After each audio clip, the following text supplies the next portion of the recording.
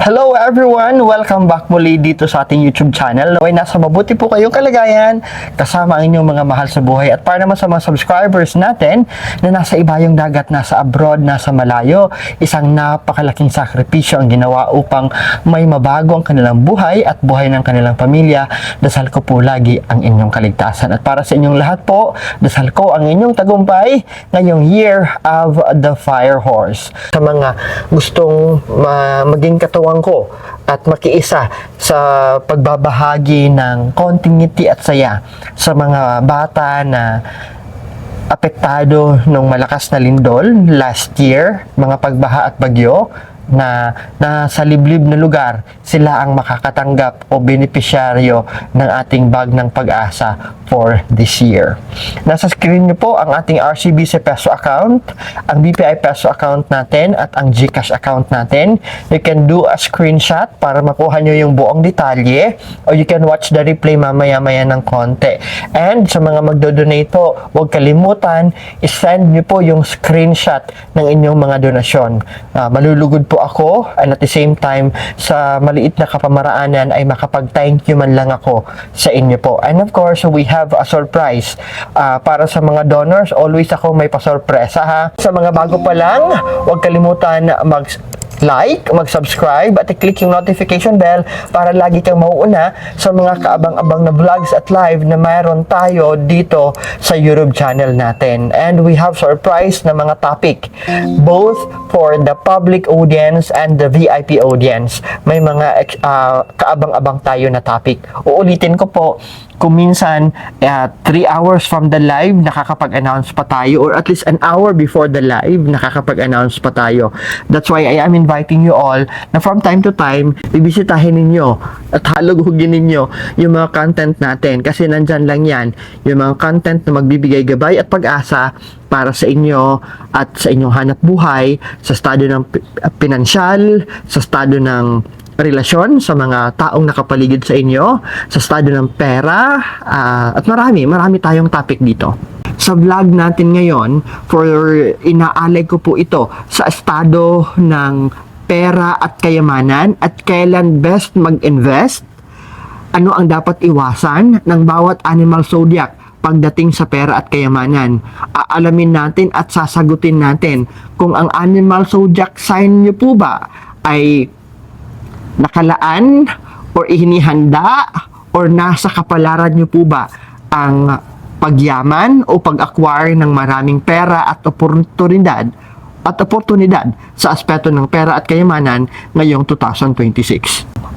Pag-usapan muna natin ang overall, ang pangkalahatan na forecast ngayong taong ito pagdating sa pera at kayamanan. Ang pangkalahatan na forecast ng Feng Shui pagdating sa Fire Horse 2026 ay may halong pag-angat at pag-iingat. Ulitin ko po, magkahalo ang pag-angat, growth at pag-iingat. Careful, okay? Ang pagiging maingat ay napakahalaga ngayong 2026. Ang taong ito ay punong-puno ng mabilis na galaw.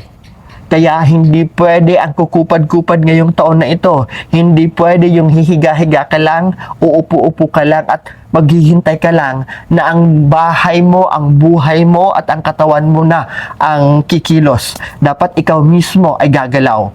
Punong-puno ang taon na ito ng ambisyon at mag-ingat dahil punong-puno rin po ang taon na ito ng kompetisyon na pwedeng magdala ng oportunidad sa aspeto ng inyong karera, sa aspeto ng inyong pagnenegosyo, pamumuhunan. Pero may kaakibat na panganib dahil ang taong ito very challenging ang liquidity, ang pabago-bagong market because of maraming factor po. Maraming factor ang magdadala nito. Unang-una na dyan is the international trading na apektado ang bawat bansa. The international na mga agreement na makakaapekto sa pagdaloy ng pera and goods and services sa buong mundo. The political landscape, aspetong political ay very much makakaapekto sa aspeto ng pera, yaman at kabuhayan ng bawat isa sa atin. Another is the aspeto ng the climate, Dahil sa pabago-bago at nagbabago na ang mundong ginagalawan natin, apektado na masyado. That's why we have to understand, at paalala ko po sa inyo, that money or cash is the king ngayong 2026. Pag-ingatan niyo po yan and make sure that you secure your money, secure your wallet, secure your finances ngayong 2026. Secure yung pagkakalagyan ninyo ng pera because mas lalala ang sitwasyon ngayong 2026. Ang 2025, patikim lang po yun. 2026, dito ang tunay na labanan at ang hanggang 2027. Ang makakasurvive sa 2027, that is the lucky animal zodiac na mamamayagpag for the entire period 9. Kaya naman, kumapit tayo, makinig mabuti, and follow carefully ang bawat gabay na ibibigay ko po sa inyo. Simulan natin kay Rat. Ano ba ang inaasahan o ano ba ang aasahan ng mga Rat ngayong pumasok na ang Year of the Fire Horse 2026? Ang mga Rat o napapabilang ka sa Year of the Rat kung ikaw ay pinanganak sa taong 1924, 1936, 1948, 1960, 1972, 1984, 1996, 2008, and 2020. Okay. Makinig mabuti mga Rat ha. Kailangan mong maging very strict, maging maingat ngayong taon na ito dahil ang mga Rat ay ang pangunahing katunggali or nasa opposite sector ka, opposition ka ng Year of the Horse kasi hindi kayo magkasundo. You are not good friends with the horse. Kaya naman apektado ka, apektado ang iyong pera at kayamanan ngayong 2026. Okay? Maaaring madali kang masangkot sa mga hidwaan at problema.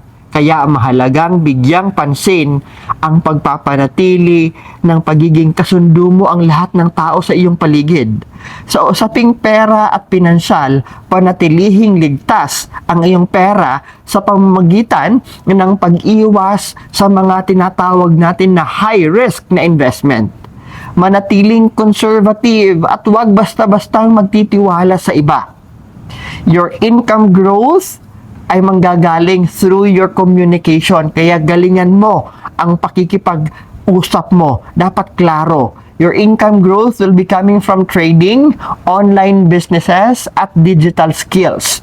Kaya dahil ikaw Rat po ay matalino ka mag-isip, you're a quick thinker.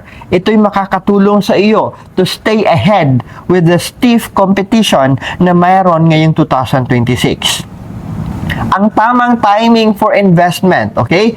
March and May ang best time para sa networking at para sa paghahanap ng extra income. Iwasan mo lang ang maging impulsive sa pagwawaldas ng pera, lalong-lalo na sa mga buwan ngayon mismo, February hanggang March. Saan ba maganda mag-invest ang mga Rat ngayong 2026? Una na dyan ay mga mutual funds, digital platforms, at yung skill-based na venture. Ibig sabihin, gagamitin mo yung skills mo, gagamitin mo yung kaalaman mo, at ito ang magiging source of income mo. It could be a talent na meron ka, from baking to hosting o anuman, repairing ng mga sirang bagay, painting or art, kung saan ka magaling, or the leadership that you have, you can make use of this to be an added source of income. Mayroon kang iba pang mapagkukunan ng yaman for the year 2026. Kay Ox naman tayo, napapabilang ka sa grupo ng mga Ox kung ikaw ay pinanganak sa taong 1925, 1937, 1949, 1961, 1973, 1985, 1997, 2009, and 2021. Magiging maganda actually. It's a good news. Maaaring maging maganda ang taon na ito sa mga Ox. Magdadala ito ng maraming positibong enerhiya. In fact, pinagpala ang mga Ox dahil mayroon kang dalawang maswerteng bituin. Okay? Ito yung marketing star and the influence star. Kaya mong mag-convince ng ibang tao at gamitin mo ito on your advantage. Ito'y maaaring lubos na magpapalakas ng iyong swerte at tagumpay sa aspeto ng karera at pera ngayong 2026. Maraming oportunidad din po para sa mga Ox ang nakikita natin ngayong 2026. Kasabay ng mga malakas na signs at mga bituin ay magiging maganda ang iyong reputasyon, magkakaroon ng mga gantimpala at pagkilala, and even promotion ay nakalinya sa iyong kapalaran at maaaring lumago ang iyong suporta. The strong support that you have within your working environment or your profession. Siguraduhin mo lang na iwasan ang mga pabigla-bigla at pabugso-bugsong pagdidesisyon. Kinakailangan nyo po ang tinatawag natin na stable source of income. Stable source ng pera, lalo na sa mga property, okay? Sa mga lupain. May chance ng promotion at salary increase para sa mga Ox ngayong 2026. Ito ang tamang timing dapat na pakatandaan mga Ox. Sa quarter 4 ngayong taon na ito, that's between October to December, ang pinakamalakas that you can accumulate wealth, okay? Na makaka-acquire ka ng savings, ng maraming pera, ng maraming extra na pera. So, okay? Timing, quarter 4, October to December po. Saan ba maganda mag-invest? Maganda mag-invest sa real estate, sa gold, yes, at lumalakas at tumataas ang gold ngayon. Nagmamahal actually. And on fixed deposits. Be careful po ha, for those who do have banking transactions. Be careful kasi marami ang mangyayaring mga scams ngayong 2026. Ikaw ay napapabilang sa Year of the Tiger kung ikaw ay pinanganak sa taong 1926, 1938, 1950, 1962, 1974, 1986, 1998, 2010, and 2022. Para sa iyo mga tigre, ay nasa magandang posisyon ka ngayong 2026 na magdudulot ng mas maraming network. Ibig sabihin, maraming kakilala, you can expand your business, but huwag padalos-dalos. Hindi lahat ng nakangiti sa inyong harapan ay maganda ang intensyon, okay? Mas mahusay na connection ang inyong hanapin at ang pagtataas o pagpapalawak ng inyong resources. It could be you are into finding or naghahanap ka ng mga mapagkukunan ng suppliers. It's a good day or it's a good year na yan ang maging target mo. Upang ma-activate ang inyong swerte, focus ka sa mga bagong oportunidad dahil ito ay isang mahusay na panahon o taon para sa pag-aaral. Pag-aralan mo how you can expand and how you can do better in your business. Maaari kang makakuha ng mga bagong skills o kaalaman at direktang may a-apply mo ito o magagamit mo ito to upgrade either your career or your business. Gayunpaman, dapat kang mag-ingat sa mga transaksyon at maging maingat ka sa hidwaan o conflict. Sa trabaho, subukan huwag makialam sa mga problema. Hindi mo naman sakop ang lahat ng bagay. Huwag kang maging marites at huwag maging patola. Laging practice ng tinatawag natin na due diligence upang maiwasan ang mga issues o problema na pwedeng masangkot ka. Sa aspeto ng pera at kayamanan, overall para sa mga tiger ay maswerte. Lalo na sa buwan ng Marso, Abril, Hunyo, Agosto, September and October. Uulitin ko po, malakas ang swerte ng mga tiger sa aspeto ng karera, pera at kayamanan sa mga buwan ng Marso, Abril, Hunyo, Agosto, September and October. Aasahan ang paglago ng kita o di naman kaya magkakaroon ng promosyon at mga oportunidad pagdating sa iyong negosyo. It could be business expansion o di naman kaya dadami ang iyong mga customer. Kailangan mo lang ng tamang timing ha.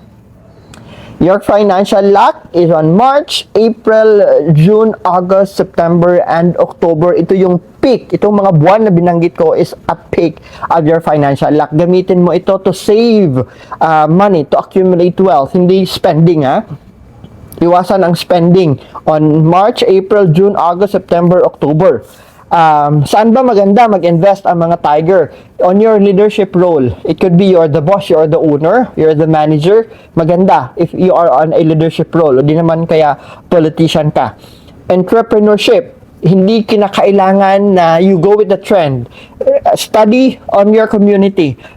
Dapat ang negosyo na papasukin mo ay magbibigay solusyon sa mga pangangailangan on the environment. Sports, maganda rin po ang business na sports. Uso ngayon yung pickleball. So you can be a supplier sa kinakailangan ng mga gamit o di naman kayo, you can create sporting facilities. People are conscious now with their health and they wanted to be part of the, they wanted to be active through the sports. Entertainment, okay din po para sa mga tiger ang entertainment. Maswerte rin po yung mga nasa entertainment industry. Marketing and promotion, from branding to layouting, ito, both digital and all the medium sa marketing, pwede nyo pong pasukin. And travel-based na work, ibig sabihin, you keep on moving because the work needs you to travel. So, maswerte ito para sa mga tiger for the year 2026. But mag-ingat ka lang always on traveling. Hindi maiwasan at hindi mo control yung mga delays. For those mga pinanganak sa taong 1927, 1939, 1951, 1963, 1975, 1987, 1999, 2011, and 2023, napapabilang ka sa grupo ng mga kuneho o mga rabbit.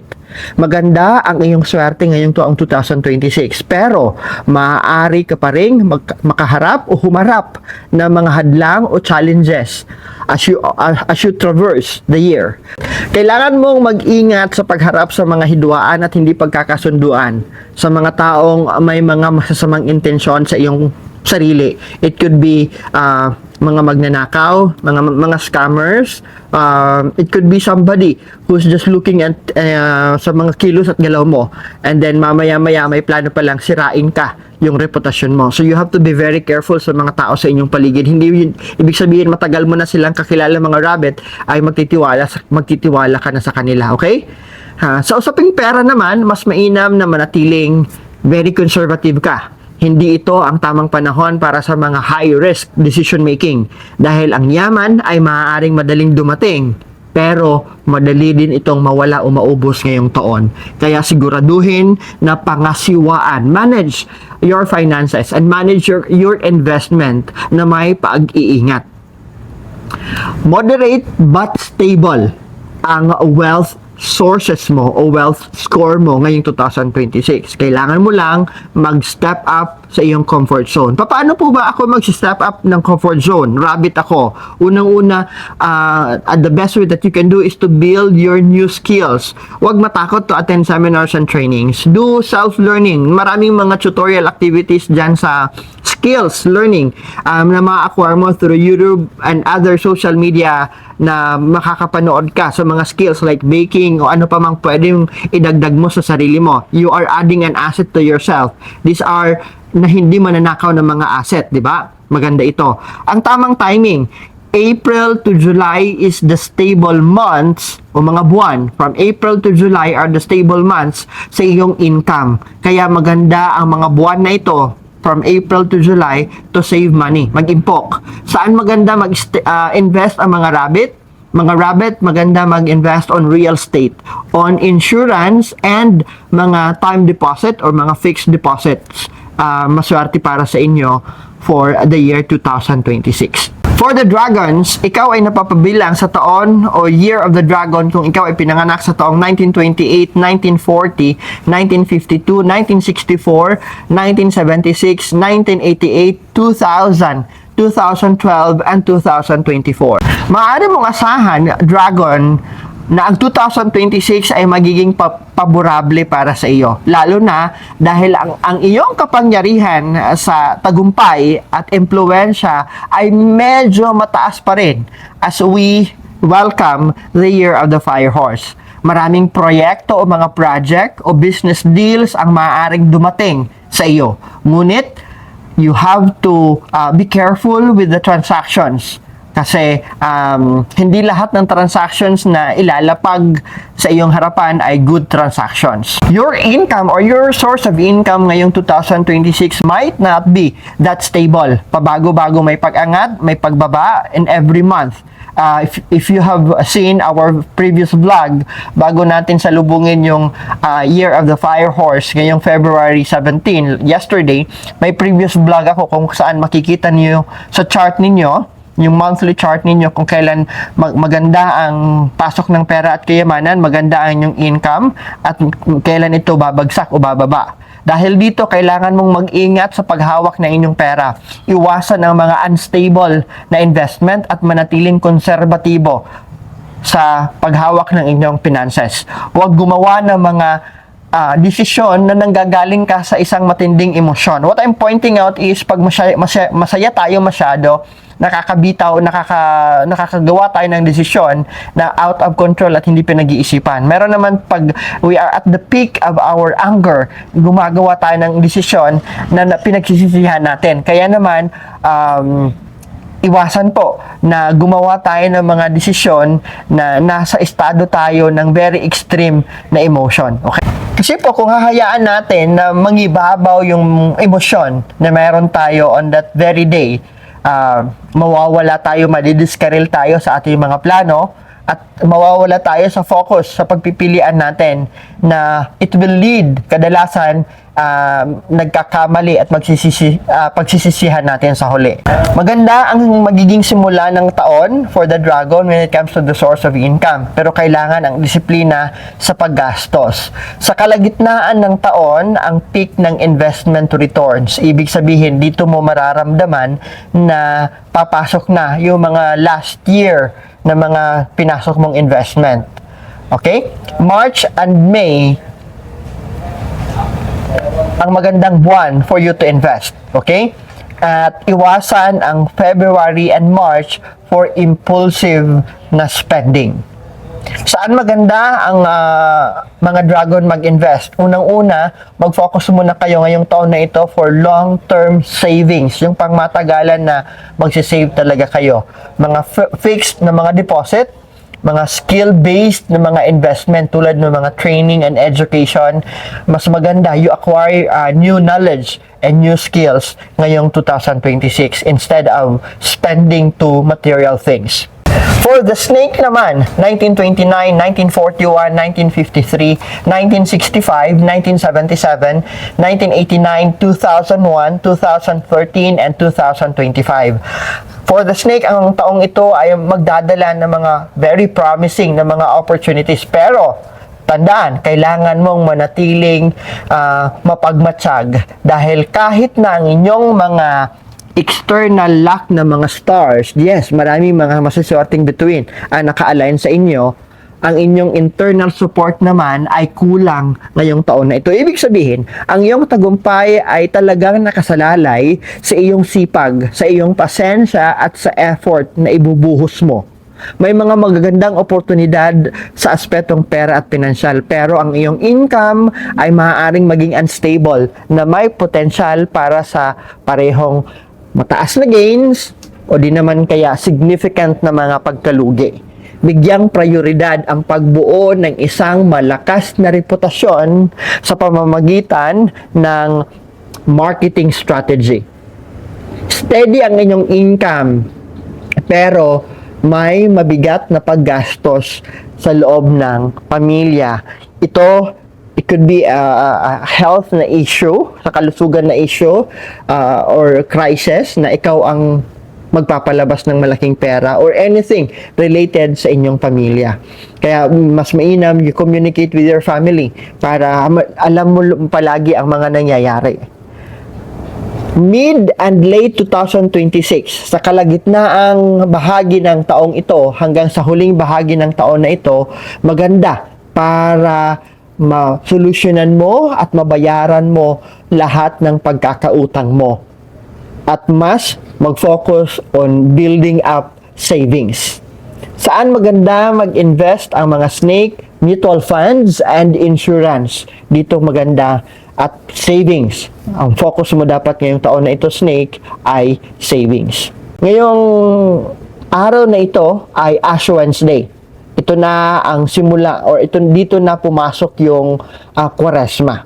So, magkakaroon po tayo ng virtual Visita Iglesia. Isahan niyo po na para sa mga kababayan natin, mga subscribers natin na nasa malalayong lugar, nasa abroad, lalong-lalo na yung mga nasa abroad, na hindi nyo kayang gawin ang Visita Iglesia, dadalhin ko po ito sa inyong mga cellphone, mga iPad, and mga laptop because we are going to do a virtual Visita Iglesia. Sasabayan nyo lang po ako.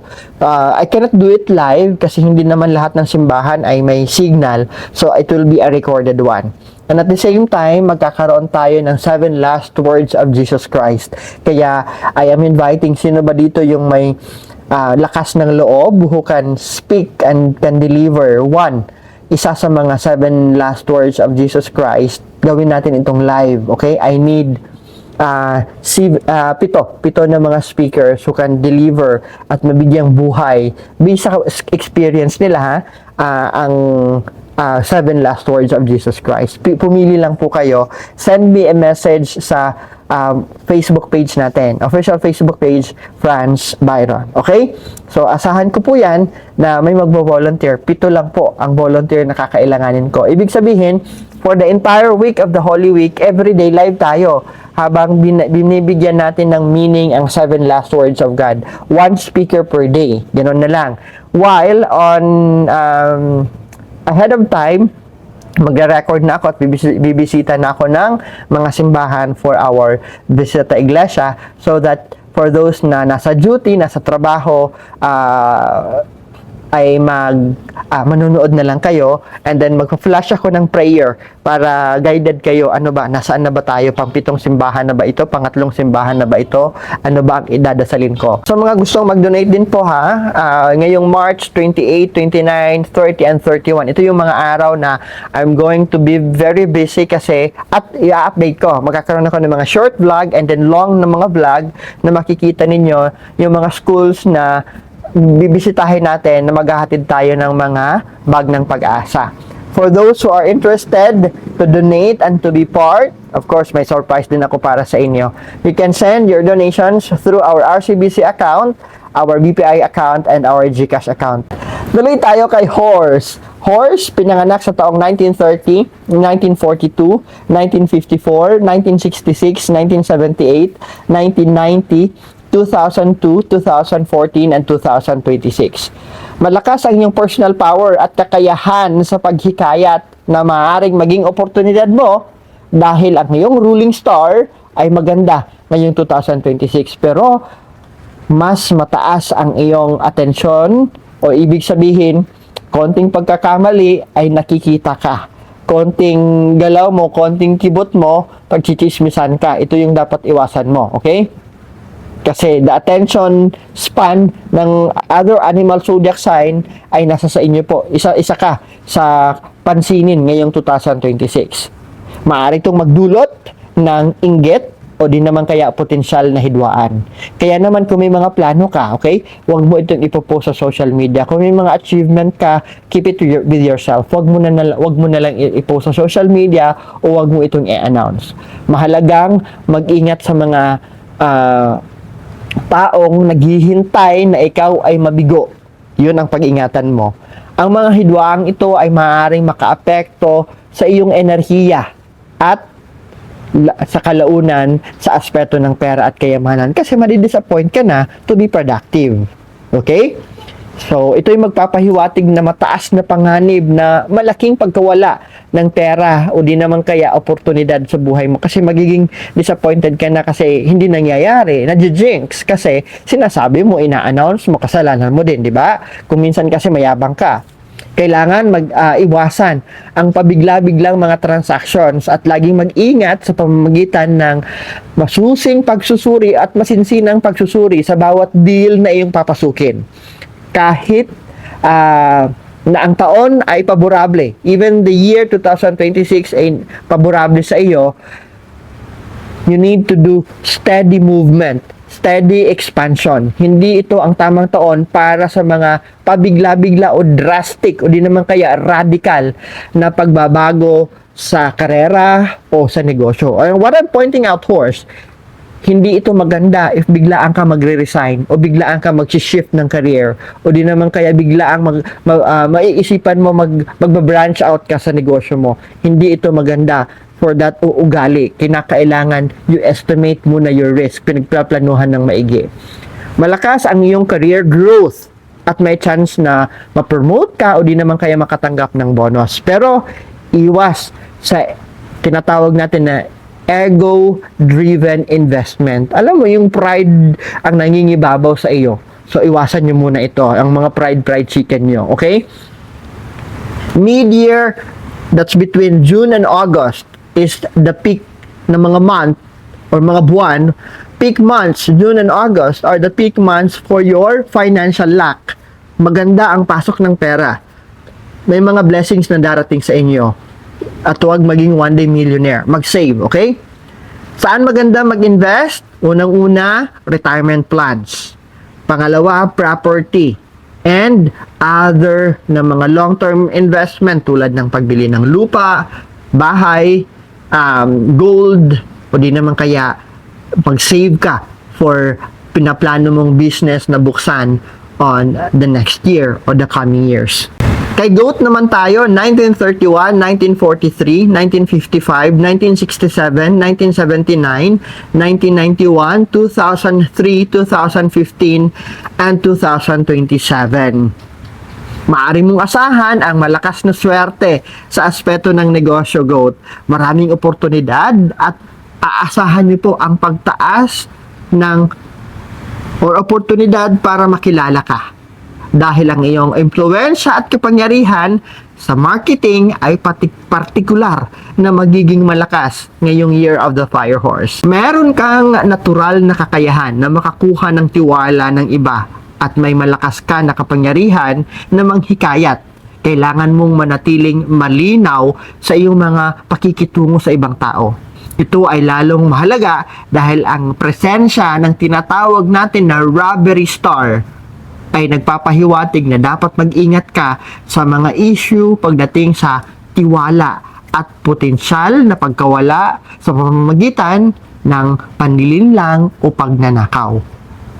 Ibig sabihin, it could be ikaw ang malinlang, ikaw ang manakawan, o di naman kaya ikaw ang pagdudahan na ikaw ay manloloko o di naman kaya magnanakaw. For the GOATs, may mga hidden opportunity luck at side income na posibleng dumating ngayong 2026. Peak income ay magiging potensyal sa iyo sa mga buwan ng September and October. September and October din po ang pinakamalakas na window or months na papasok o mag-a-acquire ka ng pera at kayamanan. Kaya, ulitin ko, mag-save. Okay? Saan maganda mag-invest ang mga GOAT? First, maganda mag-invest on your education, travel-related na mga negosyo, at sa pag-acquire ng mga ari-arian o property. Dumako naman tayo kay Monkey. Napapabilang ka sa Year of the Monkey kung ikaw ay pinanganak sa taong 1932, 1944, 1956, 1968, 1980, 1992, 2004, 2016, and 2028. Ang mga monkey ay nakatakdang magkaroon ng malawak o mas malawak pang network, mas maraming koneksyon at ang mga taong makakatulong na makapagbibigay ng mahusay at magandang resources sa 2026. Ngayon pa man, ang mga pangunahing banta sa iyo ay ang robbery star na nangangahulugan na kailangan mong mag-ingat sa mga taong nakapaligid sa iyo. Kahit na ang mga oportunidad na pagdating sa pinansyal ay dumating, kailangan mong mapagmatsyag laban sa mga scammer, mga manglilinlang, at mga hindi tapat na mga transaksyon. Pagplanuhan ng mabuti ang iyong mga galaw upang maiwasan ang mga maliliit na pagkakamali na maaaring magdulot ng malaking pagkawala ng pera o kayamanan. Kahit na may malaking potensyal na lumikha o mag-acquire ng mga bagong pagkakakitaan o sources of income ngayong taong ito, ang tagumpay ay nakasalalay sa iyong commitment na maging matalino sa paghawak ng pera at kayamanan. Malakas ang inyong income growth sa pamamagitan ng technology and innovation, Pero may risk on your mga speculative ventures. Ibig sabihin, ito yung mga doubtful na investment. Huwag pasukin. Okay? Sa tamang timing naman, ang mga buwan from April to August, ito yung period na maswerte ka at maraming pera ang papasok sa inyo. Saan maganda mag-invest ang mga monkey? Sa technology, at mga start-up na mga business at digital na mga platform. Diyan ka maganda mag-invest ngayong 2026. Kay Rooster naman po tayo, napapabilang ka sa Year of the Rooster kung ikaw ay pinanganak sa taong 1933, 1945, 1957, 1969, 1981, 1993, 2005, 2017, and 2029. Malakas ang inyong swerte sa pera. Pero, dapat kang maging maingat sa paghawak ng inyong emosyon. Dito ka nagkakamali. Dito ka madalas nagfe-fail. Maging ma-irritable ka ngayong 2026. Madali kang mainis. Hindi mo kayang kontrolin ang iyong emosyon. In fact, ito yung mahalaga para sa iyong tagumpay. Kasi may mga taong makukuha na sana as your sales, but because of your temper, very temperament ka, kaya nadidisappoint ang tao at natuturn off sa inyo. Mataas ang mga prospect pagdating sa pinansyal, pero kailangan na isagawa ang iyong magandang ideya ng mas matalino at gumawa ng mga strategy na kailangan mong i-deliberate ang aksyon upang matiyak na ang inyong mga plano ay maisa sa katuparan. Kung minsan kasi si Rooster, maganda yung plano, sa realidad hindi ginagawa.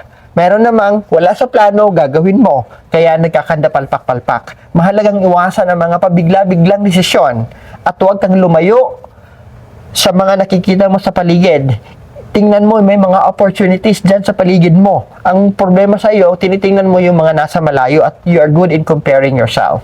Okay? Iwasan ang mga high-risk na transaction at sa halip ay piliin ang mga konserbatibong approach. Kahit maliliit ang income, okay lang, basta hindi ito scam. Pinakamahalaga, tumanggi sa mga malalaking away, gulo at hidwaan. Iwasan ito, lalong-lalo na sa loob ng trabaho o di naman kaya negosyo. Dahil nasa inyo ngayon, naka-align sa kapalaran mo ang tinatawag natin na quarrelsome star. Ito'y magdudulot ng malaking problema kung hindi ka mag-iingat. Ulitin ko, stable at malakas sana ang financial foundation mo ngayong 2026. In fact, may mga chance na ma-promote ka o di naman kaya maka-acquire ka ng mga long-term wealth. Ano ba yung mga long-term wealth? Ito yung mga ari-arian. Ito yung mga naka-time deposit na mga pera. Ang tamang timing at paborable sa inyo ay ang mga buwan ngayon, February hanggang May, at ang buwan o mga buwan from August to December. Ulitin ko, between February and May and between August and December are the favorable months pagdating sa aspeto ng pera at kayamanan. Saan maganda mag-invest ang mga Rooster for 2026? Fixed deposits sa mga ari-arian o property at mga retirement plans. Ikaw ay napapabilang sa Year of the Dog kung ikaw ay pinanganak sa taong 1922, 1934, 1946, 1958, 1970, 1982, 1994, 2006, and 2018. Ang taon na ito ay magiging isang malakas na panahon para mapalaki ang iyong network at makahanap ka ng mga resources. Ang iyong swerte sa pera ay medyo paborable, pero kailangan mo mag-focus sa pagpaplano at pag-iisip ng mga long-term plans sa halip na maghanap ng mga immediate, yung madalian na saya, madalian na mga gratification.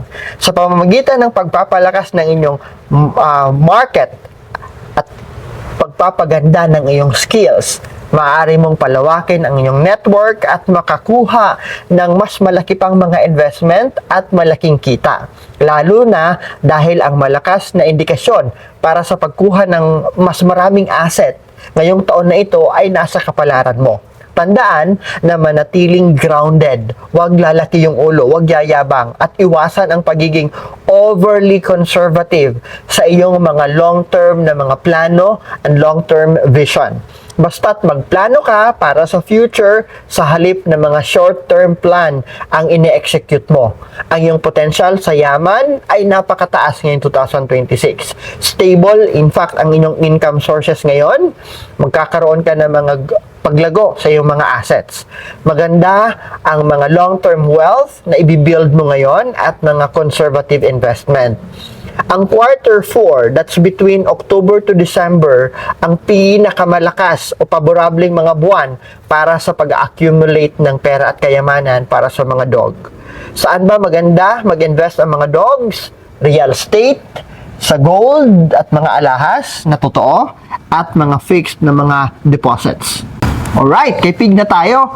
1923, 1935, 1947, 1959, 1971, 1983, 1995, 2007, and 2019. Maganda ang iyong network at connection ngayong Year of the Horse Pig.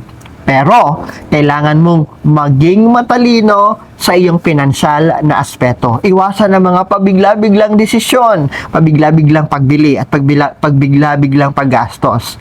At kailangan mong lumayo sa mga high-risk na mga transaction. Lalong-lalo na hindi ibig sabihin kakilala mo, classmate mo ng college, or dati mong kababata ay magtitiwala ka na sa mga ini-invite nilang mga investment.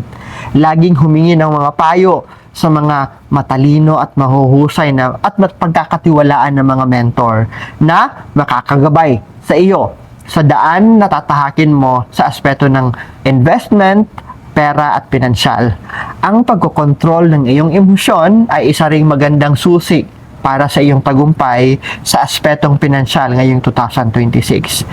Malakas ang iyong swerte at yaman, lalong-lalo na sa mga buwan ng March, April, and July, Hunyo, Agosto, September, and October. Asahan ang paglago ng inyong kita, promosyon, at oportunidad sa negosyo kung may negosyo ka sa mga buwan na binanggit ko. Ulitin ko, March, April, June, August, September, and October ang mga peak months or paborableng mga buwan for your financial luck.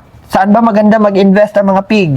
Leadership ng mga role, pagiging pinuno, entrepreneurship, sa mga sports-related na mga business, entertainment-related na mga negosyo, marketing and promotion na related na negosyo, at travel-based na mga network. Yan ang mainam kung saan pwede kayong mag-invest.